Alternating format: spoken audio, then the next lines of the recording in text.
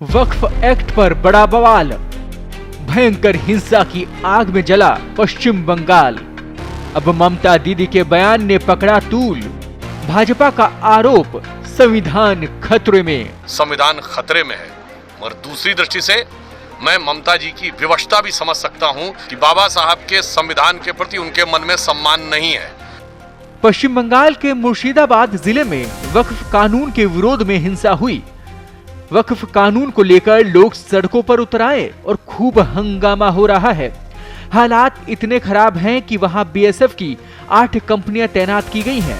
लगभग 1000 पुलिस वाले भी तैनात हैं। बड़े बड़े अफसर जैसे डीजी और एएसपी लेवल के अधिकारी भी ग्राउंड पर मौजूद हैं। पिछले कुछ दिनों से मुर्शिदाबाद के इलाकों में लोग गुस्से में हैं और विरोध कर रहे हैं। शनिवार को तो हिंसा में 3 लोगों की जान तक चली गई। मरने वालों में एक बाप बेटा भी शामिल है। इस बीच पश्चिम बंगाल की मुख्यमंत्री ममता बनर्जी ने एक बड़ा बयान दे दिया। उन्होंने कहा कि राज्य में नया वक्फ कानून लागू नहीं होगा। अब इस बयान पर बीजेपी भड़क गई है। भाजपा के राज्यसभा सांसद डॉक्टर सुधांशु त्रिवेदी ने तीखी प्रतिक्रिया दी। उन्होंने ममता बनर्जी की टिप्पणी को संविधान का अपमान करार दिया। सुधांशु त्रिवेदी ने कहा कि भारत की संवैधानिक व्यवस्था स्पष्ट है कि केंद्र द्वारा बनाए गए किसी भी कानून को देश के सभी राज्यों में लागू करना अनिवार्य होता है।